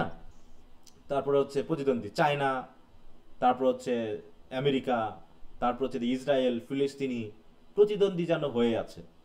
হ্যাঁ, আমাদের দেশে ভারত চায়নার মধ্যে দ্বন্দ্ব, বা এটা সবসময় দেখা যাচ্ছে টেরিটোরিয়াল দ্বন্দ্ব না হয়ে অন্যরকম দ্বন্দ্বও হতে পারে, হ্যাঁ, বিজনেস হতে পারে, যে কোনো জায়গায় হোক না কেন। তাই বলছে যে মানুষ শুধু কোঅপারেটিভ স্পিসিস নাই, এ একটা কম্পিটিটিভও। Man struggle for territorial rights has to be structured in some way. হ্যাঁ, দেখো তাহলে হচ্ছে কি, মানুষের স্ট্রাগল, যে তার টেরিটোরিয়াল রাইট নিয়ে তার যে স্ট্রাগল, সেই স্ট্রাগলটাকে যদি একটা নির্দিষ্ট স্ট্রাকচারে রূপান্তর করা যায়, ইন সাম ওয়ে, কোনো না কোনোভাবে যদি এটাকে একটা স্ট্রাকচারাইজ করা যায়, তাহলে হয়তো বা কেওসটাকে অ্যাভয়েড করা যেতে পারে। এই যে দ্বন্দ্ব সংঘাত, এগুলো হয়তো এড়ানো যেতে পারে। তাহলে দ্বন্দ্ব সংঘাত কিভাবে এড়ানো সম্ভব বলো? Man's struggle for স্ট্রাগলটাকে যদি একটা territorial right. স্ট্রাকচারে আনা যায়, নাকি একটা নিয়মে আনা যায়, যে কেউ কারো সীমানা দখল করতে আসবে না। এটাই তো প্রধানত নিয়ম। জাতিসংঘ মতে কি এটাই নিয়ম না, বলো? যে অকারণে জি। এক দেশ আর এক দেশের উপরে আক্রমণ করবে না, এটাই প্রধানত। এবং যখন আক্রমণ করে তখন মানুষ সর্বোচ্চ স্ট্রাগল করে, যেমন ফিলিস্তিনের দিকে আমরা দেখলাম, তাই না? ইসরায়েলদের বিরুদ্ধে কি ধরনের একটা স্ট্রংলি তারা প্রোটেস্ট করেছে, কত ধ্বংসের মুখোমুখি তারা হয়েছে। এটা একটা কেওস। সেই কেওসটাকে আমরা অ্যাভয়েড করতে পারতাম যদি কোঅপারেটিভ হওয়া যেত, এবং যদি আন্তর্জাতিকভাবে একটা নির্ধারিত নিয়ম কানুন আমরা মেনে নিতে পারতাম। কিন্তু ওই যে এক দল তো আরেক দলকে মানছে না, সেটা দুই প্রতিদ্বন্দ্বী দেশ হোক বা ওদেরকে যারা সাপোর্ট করতেছে সেই সাপোর্টকারী দেশ হোক না কেন, প্রতিদ্বন্দ্বিতা লেগে আছে। আর লেগে আছে বলেই কেওস হচ্ছে, ধ্বংস হচ্ছে, মৃত্যু হচ্ছে। এগুলোকে এড়ানো যাচ্ছে না। এড়ানো একমাত্র সম্ভব কিভাবে? যদি টেরিটোরিয়াল রাইটগুলোকে একটা নির্দিষ্ট স্ট্রাকচারে আনা যায়। And the establishment of territorial rights is one such structure. তাহলে এই টেরিটোরিয়াল রাইটকে যদি আমরা এস্টাবলিশ করতে পারি, এটাকে এস্টাবলিশ করতে পারা মানেই এরকম একটা স্ট্রাকচার হয়ে যাবে, ঠিক আছে তো? যার মাধ্যমে কি হবে, আমরা এরকম ভাবে দ্বন্দ্ব সংঘাত মৃত্যুগুলোকে এড়াতে পারবো। কি কথা বুঝতে পারছো? জি স্যার। তো দেখো, হ্যাঁ, প্যাসেজটা এখন জানি না তোমাদের কাছে হয়তো কঠিন লাগছে এইগুলোর জন্য, যে কিছু কিছু ওয়ার্ড আছে, হ্যাঁ, ভিগোরাস, তারপর হচ্ছে ইন্ট্রুডার, হ্যাঁ, ট্রেসপাসার, তাই তো? এগুলো জায়গাতে হয়তো কঠিন লাগছে, হ্যাঁ। তারপরে ফোর্ট্রেস কি, মেডিয়েবল বলতে কি বোঝানো হচ্ছে, হ্যাঁ। দেখো সেন্টেন্সগুলো কি খুব একটা জটিল আছে বলে, যেমন খুব কিন্তু বড় বড় না, একটু ধরে পড়লে হয়তো হয়ে যেত, কিন্তু যা হোক, কঠিন হোক আর সহজ হোক, এখন বুঝতে পেরেছো কিনা সেটা হলো কথা। বুঝে গেল? স্যার বুঝতে পারছি আচ্ছা, পড়াই দেওয়ার পরে। হ্যাঁ। তাহলে এই জন্য যাতে কারো পড়ার জন্য অপেক্ষা না করতে হয়, ওটা থাকলেই সহজ প্যাসেজ দিলে পরে তোমাদের কাছে কঠিনই লাগবে। তো যাই হোক, দেখো, how would you define territory? তাহলে টেরিটরিকে ডিফাইন করার জন্য তুমি কত বড় লিখবা উত্তর, বলো? কত বড় উত্তর তুমি এখানে লিখবা? তাহলে পুরো প্যাসেজটা পড়ার পর তোমার মাথায় একটা সেন্স ডেভেলপ হতে হবে, যে আসলে এইটুকু বিষয়ে আমি লিখবো। যেহেতু এখানে ডিফাইনের কথা বলা হয়েছে, how would you define territory? তুমি টেরিটরিকে কিভাবে ডিফাইন করবা? ডিফাইনটা কিভাবে তুমি করবা? এইখান থেকে উত্তর তুমি কোথা থেকে নিবা? এইটুকুকে তোমাকে কি করতে হবে? এই যে ফাইট টাইট সব নিয়ে আসবা এখানে, বলো? ইনভেডিং আর্মি টাইপ এগুলো আনবো? তার মানে প্রথম 3-4 লাইনের ভিতরেই কি করব? আমরা একটা উত্তরকে সাজিয়ে ফেলবো, তাই না? জানবো, territory is a defended space. In the broadest sense, there are 3 kinds of human territory: territory of the nation, the family, and the individual. People mark their territory and defend it. তাহলে আমরা, এবং it is rare for people to be driven to physical fighting in defense of their territory, but fight they will if pushed to the limit. তাহলে এই পর্যন্ত তো আমরা মোটামুটি ভাববো যে উত্তরটা হয়তো এর ভিতরে থাকবে, নাকি? এর বাইরে কি আসবে সংজ্ঞা আনার জন্য? আর না স্যার। তাহলে এইটুকুর ভিতরে আমি কি শুধু এইটুকু লিখে রাখবো যে আর territory is a defended space, এইটুকু? না স্যার। এইটুকু লিখলে নিশ্চয়ই হবে না, তাই না? বরং এর সাথে জড়িয়ে এইগুলো কিভাবে আমরা আনা যায়, ঠিক আছে তো? যে ডিফেন্ডেড স্পেস, এবং এটা কোন কোন লেভেলে হতে পারে? ন্যাশনাল, ফ্যামিলিয়াল এবং ইন্ডিভিজুয়াল লেভেলে হতে পারে। এবং মানুষ তার এই স্পেসটাকে ডিফেন্ড করার জন্য কি করতে পারে, বলো? সর্বোচ্চ কি বলবো? হ্যাঁ, সর্বোচ্চ চেষ্টা করতে পারে, এমনকি ফিজিক্যাল ফাইটিং পর্যন্ত। এরকম করে একটা সাজিয়ে ফেলতে হবে নিজের সেন্সে। এই জায়গাতেই তোমার উত্তরটা আসবে। তুমি যত বড় লেখো, আবল তাবল লিখলেও 4 পাবা না। 3-4 লাইন লিখলেও তুমি 4 পেয়ে যেতে পারো, 3 পেয়ে যেতে পারো, যদি সেটা সুন্দর করে গুছিয়ে লেখা হয়, ঠিক আছে? স্যার হ্যাঁ, বলো। স্যার এখানে মানে টেরিটরি নিয়ে তো স্যার এখানে একটা ধারণা দেওয়া হয়েছে স্যার। হ্যাঁ এখন আমরা যখন উত্তরটা করব হ্যাঁ তখন কি মানে মানে সবটুকু আমরা যে উত্তরটা কি সবটুকু এই প্যাসেজ থেকেই হবে, মানে এইটা প্রসঙ্গেই থাকবে হ্যাঁ, প্যাসেজ নাকি থেকে স্যার? হলো, তুমি বাইরে থেকে কিনে আসবা, এখানে তো প্যাসেজের বাইরে যাওয়ার সুযোগ নেই। তুমি প্যাসেজের যেমন স্যার আমাদের যে ফার্স্ট ইয়ারে যে স্যার যে অটিজম নিয়ে যে একটা রিডিং স্কিল একটা ইয়ে ছিল, প্যাসেজ ছিল স্যার, যেটা আপনি আগে পড়ায় দিছিলেন। হুম তো স্যার ওখানে তার অটিজম নিয়ে তো প্যাসেজে বেশ কিছু কথা দেওয়া ছিল, কিন্তু স্যার আমি নিজেও অনেক কিছু মানে হয় না অটিজম নিয়ে অনেক কিছু আমরা আগে জানি, তো ওগুলো কি স্যার অ্যাড করার মতো তুমি নাকি অ্যাডে অ্যাড যাবা করলে কেন? এটা? তাহলে তো তুমি একটা এসে লিখে ফেলতে পারবা। তোমাকে প্যাসেজ দেওয়া জি হয়েছে কেন স্যার। বলো? তুমি প্যাসেজের ভিতর থেকে উত্তর লিখবা। তুমি যদি মনে করছো আমি তো অনেক কিছু জানি এই সম্পর্কে, তুমি অনেক কিছু জানলে হবে বলো? না স্যার মানে এই তো প্যাসেজ ওরিয়েন্টেড হইতে হ্যাঁ, হবে। প্যাসেজ, তোমাকে প্যাসেজ দিয়েছে কেন? তাহলে তো এমনি প্রশ্ন করতো যে হোয়াট ইজ টেরিটরি, তুমি এখন লেখো এটা নিয়ে, তাই না? জি স্যার। তোমাকে তো একটা প্যাসেজ দিয়ে দেওয়া হয়েছে, তুমি প্যাসেজের আলোকে উত্তর করবা। তুমি তো আর অতদূর যাবা না। কি কথা বোঝা গেছে? জি স্যার ধন্যবাদ। হুম, তোমাকে প্যাসেজ দেওয়া হয়েছে, প্যাসেজের আলোকে তুমি আলোচনা করবে। এর বাইরে যদি তুমি তাহলে তো অনেক কিছু লিখতে হবে, তুমি তাহলে পুরো একটা এসে লিখে দিতে পারবা। এখন আমরা একটা উত্তর লিখি নাকি? প্রথমটার উত্তর আমরা একটু লেখার চেষ্টা করি। কি কি আনা যেতে পারে তোমরা একটু ভাবতে পারবা বলো? আমি তো উত্তর লিখে দিলে হয়ে যায়, ব্যাপারটা তো হয়ে যায়, আসলে সেটা তো না। এখন এটা কিভাবে সাজানো যায় বলো? সেটা আমরা কিভাবে করতে পারি? এই সবগুলো মিলে মনে করে এখানে আমরা ধরে নিব যে এই এরিয়ার ভিতরে আমাদের উত্তরটুকু আছে, তাহলে ওর ভিতর থেকে আমি কোনটুকু নিয়ে আসব এবং কোনটুকু বাদ দিব, আমাদের জিস্ট অংশ কি হতে পারে সেটুকু আমাদেরকে ভাবতে হবে। ভেবে সেটাকে আমার স্যার নিজস্ব সেন্টেন্সের রূপ দিতে হবে। হ্যাঁ বলো। স্যার যেহেতু এখানে স্যার দেশ, ফ্যামিলি আর স্যার ইন্ডিভিজুয়াল আছে স্যার, যদি এইভাবে দেওয়া যায় তাহলে কি হয় স্যার? বলো, হ্যাঁ চেষ্টা করে যেতে হবে, বলো। হতেও পারে। Sir A territory is an area of place that is controlled by group of people or sir government, এরকম দিলে কি হবে স্যার? সেটা হতে পারে, যেহেতু ডিপেন্ডেন্ট শব্দটা ইউজ করতে হবে এখানে, সবচেয়ে বড় ব্যাপার হলো ডিপেন্ডেন্ট স্পেস, ঠিক আছে তো? হ্যাঁ, ওটা দিয়ে তুমি গ্রুপ অফ পিপল শুধু দিও না, এখানে যেহেতু ইন্ডিভিজুয়াল আছে তুমি এখানে তুমি নাও, এটা একটা জাতি, তাই তো, একটা পরিবার বা একজন ব্যক্তি, এটা তুমি অ্যাড করতে পারো, ঠিক আছে? এখান থেকে ওয়ার্ডগুলো নাও, ওয়ার্ড এখান থেকে নাও, কিন্তু দেখা যাচ্ছে অন্যান্য ওয়ার্ড নিয়ে আসতে তার যদি তুমি না বুঝো, লেভেলটা না বুঝো, তাহলে ভুল হতে পারে। এখান থেকে ওয়ার্ড নিবা, কিন্তু সেন্টেন্স স্ট্রাকচার তোমার নিজের হতে হবে, ঠিক আছে? তাহলেই হয়ে যাবে। আচ্ছা, আর কি কেউ ভাবছো কিছু বলো?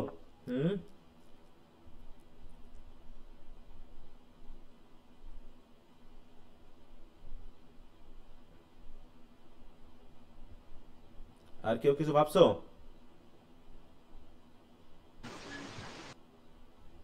Sir, a territory is a dependent space which is related to the family, the individual, and the related to nation. দিলে হবে না, রিলেটেড টু দিলে একটু হচ্ছে না, রিলেটেড টু বলতে সেন্সটা একটু মিলে অন্যরকম হয়ে গেল। হ্যাঁ, স্যার অফ দিবা, of the nation, of the family বা এরকম কিছু দাও। হ্যাঁ, যে যার জন্য তারা কি কি করে, যেটাকে তারা ডিফেন্ড করে। ডিফেন্ডেড স্পেস না বলে ওই স্পেস বলো, দিয়ে পরে দাও যেটা এরা ডিফেন্ড করে।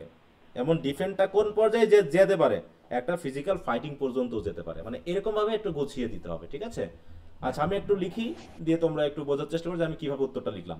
আমি যখন উত্তরটা লিখবো তখন আমি আর প্যাসেজের দিকে তাকাবো না। মূল কথা হলো প্যাসেজটা আমি পড়বো, কিন্তু যখন উত্তর লিখবো তখন যেন আমি প্যাসেজ দ্বারা ইনফ্লুয়েন্স না হই, প্যাসেজের সেন্টেন্স দ্বারা আমি যেন ইনফ্লুয়েন্সড না হই, এটা কিন্তু খেয়াল করতে হবে, ঠিক আছে তো? যদি তুমি প্যাসেজের দ্বারা ইনফ্লুয়েন্সড হও তাহলে তোমার উত্তর কিন্তু নষ্ট হয়ে যাবে। তুমি প্যাসেজ বুঝেছো, মাথার মধ্যে তুমি প্রসেস করেছো, এখন সেটা তুমি কি করবা, নিজের মতো করে লিখবা।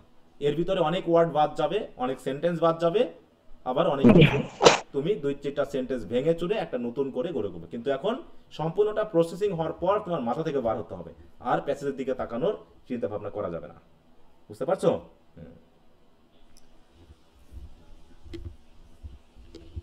দেখো, তাহলে আমি যদি উত্তরটা লিখে এইভাবে দেখো, ভ্যারিন্ডা বেটা কোত্থেকে আসে কি জানি, শুধু ঝামেলা করে।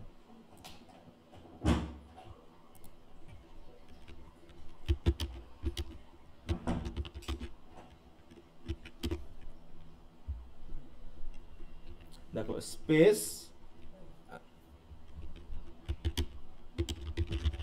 নেশন ফ্যামিলি অর অ্যান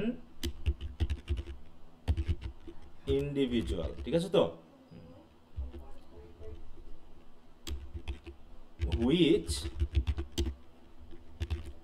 দে কি করে, দেখো মার্ক বলছে না, মার্ক অ্যান্ড Defended. ডিফেন্ড, তাই তো, which they mark and defend by, even by, দেখো হ্যাঁ, even by going to the level of a physical Fighting. Fighting. দেখো আমি কিন্তু সবগুলো সেন্টেন্স থেকে কিছু না কিছু এখানে এসে গেছে, আছে কিনা বলো? জি স্যার।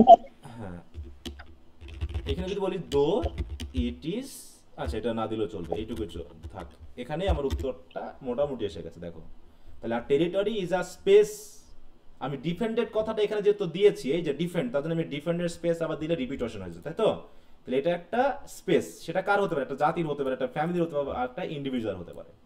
হুইচ মানে কি, যে স্পেসটাকে তারা মার্ক করে এবং ডিফেন্ড করে, even by going to the level of a physical fighting, প্রয়োজনে নাকি, ইভেন তাহলে কি প্রয়োজন হলে, এখানে তুমি যদি একটা ইয়ে করতে পারো, মনে করে এরকম দিতে পারো যে ইভেন ইফ ইট ইজ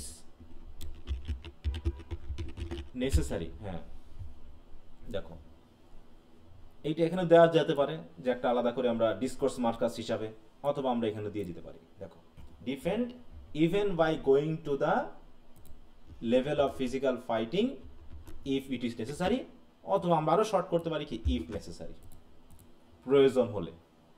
দেখো এবার উত্তরটা হয়েছে কিনা? জি স্যার।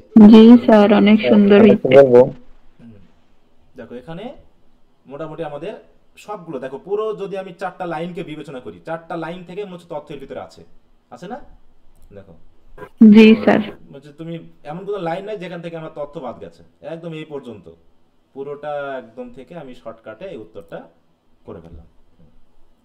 এটা কি আনলাম মাথা থেকে, আমি প্রথমে আগে পুরোটা পড়েছি, পড়ার পর প্রসেস করেছি যে কি হতে পারে, তারপরে সেটা আমি যখন লিখবো তখন আমি আর ওদিকে সেন্টেন্সের দিকে তাকাবো না, তাকালে আমি মানে ওর দ্বারা ইনফ্লুয়েসড হব, প্রভাবিত হব, তখন আমার সেন্টেন্সগুলো হবে না।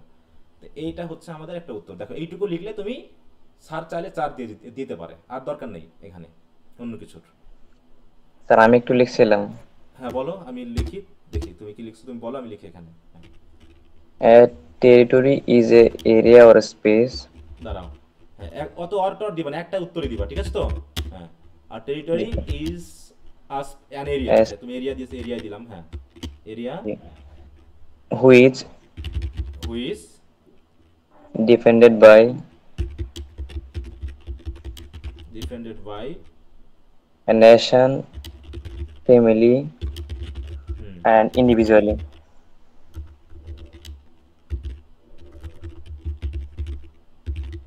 ইন্ডিভিজুয়াল, হ্যাঁ With individually, sir. ইন্ডিভিজুয়ালি হবে না, কারণ তিনটা আলাদা এরকম হতে হবে, প্যারালাল হতে হবে। হ্যাঁ, With its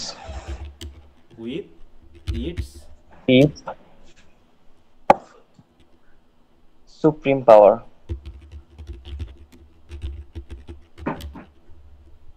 এইটুকুই স্যার।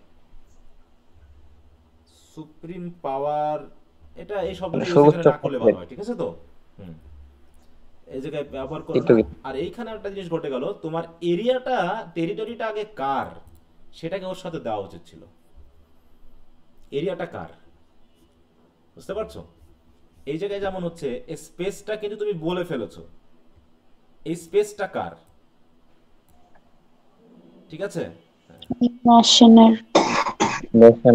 হ্যাঁ, আগে কার সেটা ভাবো, যার সে হচ্ছে তারা ডিফেন্ড করবে। কিন্তু এইখানে যখন তুমি এখানে দূরত্বটা হয়ে গেল, তখন এরিয়াটা অন্য কারো তো হতে পারে না? বলো। জি স্যার। হ্যাঁ, যে এক মনে করো যে কি বাংলাদেশের এরিয়া রক্ষা করতে রাশিয়াও আসতে পারে কিনা বলো? জি স্যার। হ্যাঁ, তোমাকে এরিয়াটার কার সেটাকে ডিফেন্ড করে তাদের দ্বারাই এটাকে করাতে হবে, যেমন হচ্ছে যখন আমাদের পাকিস্তান আর ভারত বাংলাদেশ যুদ্ধ হলো, তখন আমাদেরকে হেল্প করেছিল কারা বলো? ভারত। ভারত হেল্প করেছিল, রাশিয়া হেল্প করেছিল, তাই না? হ্যাঁ, এখন জি এই স্যার। একটা ন্যাশনাল সোভিয়েত ইউনিয়ন। হ্যাঁ, মানে যারাই হোক আমাদেরকে হেল্পটা করেছিল। তাহলে এখন এখানে একটা নিজস্বতা থাকতে হবে। এই জায়গাটা একটু, এই জায়গায় যেমন খামতিটা ঘটে গেছে সেন্টেন্সের ক্ষেত্রে, এই জন্য একটু ডিপ চিন্তা করতে হবে, ঠিক আছে? এই জন্য এই সকল উত্তরে শুধু লেখাটা বড় কথা না, কিন্তু যে অনেক লিখলে বেশি মার্ক পাওয়া যাবে ব্যাপারটা এরকম না। এখানে হচ্ছে তুমি কতটুকু কনজেস্টেড ওয়েতে সুন্দরভাবে উপস্থান করতে যাচ্ছ। হ্যাঁ, এটা হয়েছে অনেকখানি, কিন্তু একটু যেন খামতি আছে এই জায়গায়। তুমি কি বুঝতে পারছো খামতিটা কোন জায়গায়? রাখতে একটু বুঝে বুঝতে পারছি। এরিয়াটা মনে হচ্ছে যেন এদের থেকে একটু সরে যাচ্ছে। হ্যাঁ, আগে এরিয়াটা কার, ঠিক আছে তো? আর টেরিটরি, তাই তো? Is an area of car area, তার, এবং সেই নিজেই ডিফেন্ড করে, এরকম একটা প্রক্রিয়া থাকতে হবে, ঠিক আছে? ইটসেলফ বা হিমসেলফ, এরকম একটা বিষয় আসতে হবে, ঠিক আছে? সত্তার বিষয়টা এখানে একটু আসতে হবে। হ্যাঁ, আচ্ছা, কি সবাই বুঝতে পারছো? জি স্যার। আচ্ছা, জি স্যার। সেকেন্ডারি আনসারগুলো এরকম একটু খুবই মানে কি হতে হবে, মানে অ্যাডভান্সড হতে হবে। শর্টকাট শুধু উত্তর দেখে কপি করে লিখলে কিন্তু মার্ক দিবে না স্যারেরা। হ্যাঁ, যে লিখে আসছো হয়তো, এটা কি তুমি এই উত্তরটা কি এক হাফ পেজ লেখা সম্ভব বলো? না স্যার। এখন তুমি প্রশ্ন করবা, স্যার এইটুকু লিখে কি 4 দিবে বলো? স্যার লাইনটা পড়ার সাথে সাথে 4 দিবে, আমি তো দেব বলো? কারণ এর ভিতরে প্যাসেজটা করে যে কনজেস্টেড উত্তরটা আছে সেটা এখানে আছে। Brevity is the soul of wisdom. Sir এখানে একটা স্যার ওই যে স্যার অনেক দিন আছে স্যার, ওই যে কলেজ লেভেলের কোন সময় স্যার অনার্স ইংলিশ পড়ায় না, তারা তো স্যার খাতা নেই। ওদের কথা বাদ দাও, ওখানে কি ঘটে সেটার জন্য তুমি তাহলে ইজি করে লিখবা? হ্যাঁ বলো, তারা নিল না স্যার আমি বললাম আর কি স্যার। তাদের লেভেলটা তোমার খাতা এখন তার কাছে যাবে না আমার কাছে যাবে, শুধু তুমি কেমন করে বুঝলা? আর এই উত্তরটা যে লিখবে, ঠিক আছে তো, যে পড়বে তার ভিতরেও কিছু থাকতে হবে, সে বুঝবে যে উত্তরটার মধ্যে কিছু আছে। বুঝতে পারছো? তোমার যদি মনে হয় স্যার আমি এখন হাফ পেজ 1.5 পেজ করে লিখবো, তা লিখবা। আমি যা শেখাচ্ছি তা যদি তোমাদের কাছে মনে হয় যে না স্যারের কথার সাথে মিলছে না, কারণ এতে তাহলে মার্ক মনে 1 দিয়ে দিবে। তাহলে তোমরা যদি এখন মনে করো যে 3-4 পেজ লিখবা, তাহলে সেটা তোমাদের ব্যাপার, ঠিক আছে? কি বোঝনি? জি স্যার। নাকি বলতে স্যার হবে না, এটা আমরা বিশ্বাস করতেছি না, আমাদেরকে কমপক্ষে এটা 1.5 পেজ লিখতে হবে, না তো মার্ক দিবে না, এরকম? না স্যার এমন কিছু না। আচ্ছা, এরপর হচ্ছে পরের উত্তরটা কি আছে? What is people's reaction to their territory. তাহলে তাদের টেরিটরির ব্যাপারে পিপলস এর রিয়াকশন কি হয়, এই উত্তরটা কোথা থেকে আমরা নিব? দেখো, what is people's reaction to their territory. হ্যাঁ, তাহলে রিয়াকশনটা কোথা থেকে উত্তরটা আসে বলো? এখান থেকে নিশ্চয়ই আমাদের উত্তরটাকে প্রথমে পড়তে হবে প্যাসেজটা, তাই না? The invading army encroaching on national territory, the gang ইত্যাদি, all these intruder are liable to be met with resistance. এই যেখান থেকে উত্তরটা মেইনলি এটাই, are liable to be met with resistance varying from the vigorous to the savagely violent. হ্যাঁ, এমনকি আইন যদি ইন্ট্রুডারদের পক্ষেও থাকে, তারপরেও the urge to protect a territory may be so strong that otherwise people ওটা গেল। তার মানে কি হবে? রিয়াকশনটা খুবই স্ট্রং হবে এবং তারা রেসিস্ট করবে। কেমন ভাবে রেসিস্ট করবে? ভিগোরাসলি এবং ভায়োলেন্টলি, নাকি? ভায়োলেন্টলি এবং ভিগোরাসলি তারা কি করবে? এটাকে রেসিস্ট করার চেষ্টা করবে। কি কথা বুঝতে পারছো? জি স্যার। আচ্ছা,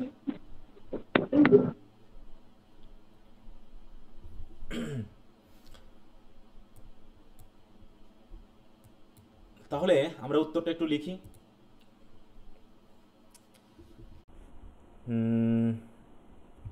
আচ্ছা, একটু পড়ে নি ইয়া করে, না তো মাথায়। তাহলে এখানে কি হতো একটু ভাবো আগে। হ্যাঁ, এই যে ট্রেসপ্যাসার, এটা আনার দরকার নেই। মনে করো তুমি শুধু লিখবা যে এর দ্বারা কি হতে পারে, এর দ্বারা কি হতে পারে, তার নিজস্ব যে টেরিটরি সেটা কিসের মধ্যে পড়তে পারে বলো? অন্যের দ্বারা একটা বড় ধরনের কি বলো, ট্রেসপাসিং এর মধ্যে পড়তে পারে, তাহলে এনক্রসমেন্টের মধ্যে পড়তে পারে। তখন মানুষ কি করে? এটাকে রেসিস্ট করে, নাকি? রেসিস্ট করে কেমন ভাবে? স্ট্রংলি, তাই তো? স্ট্রংলি তারা রেসিস্ট করে, এমনকি আইন যদি ইন্ট্রুডারের পক্ষেও থাকে, এরকম আইন, এটা আমরা শেষে দিব। এবং তারা কি করে, মানে স্ট্রংলি রেসিস্ট করে, ভায়োলেন্টলি এবং ভিগোরাসলি তারা রেসিস্ট করার চেষ্টা করে আইন ইন্ট্রুডারের পক্ষেও থাকলেও।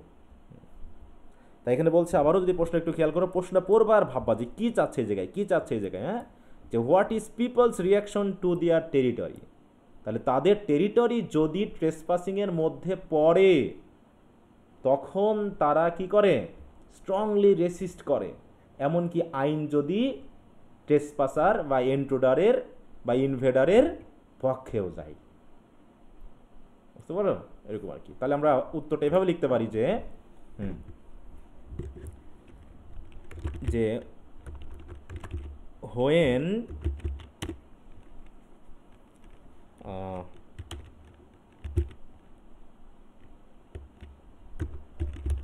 when a territory is trespassed by an invading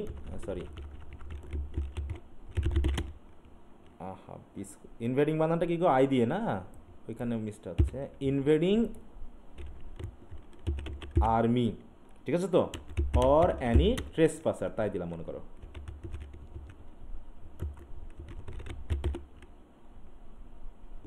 তাহলে হোয়েন আর টেরিটরি অফ আ নেশন দিয়ে দাও, হ্যাঁ, যেহেতু পিপলের কথা আছে তো, of a nation is trespassed, আরে বানান হচ্ছে কেন, by an invading army or any trespasser, কি করে বলো, পিপল কি করে, রেসিস্ট করে। হ্যাঁ আচ্ছা, রেসিস্ট প্রথমে আসবে তো,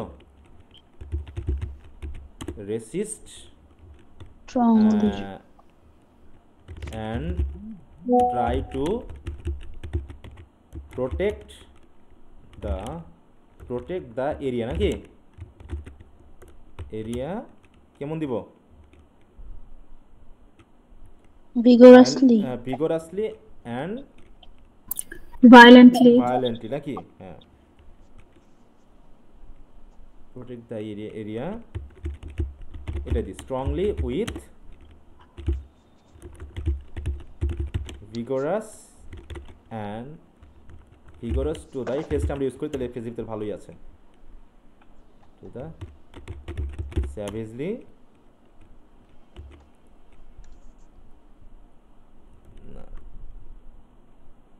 to the savage violence,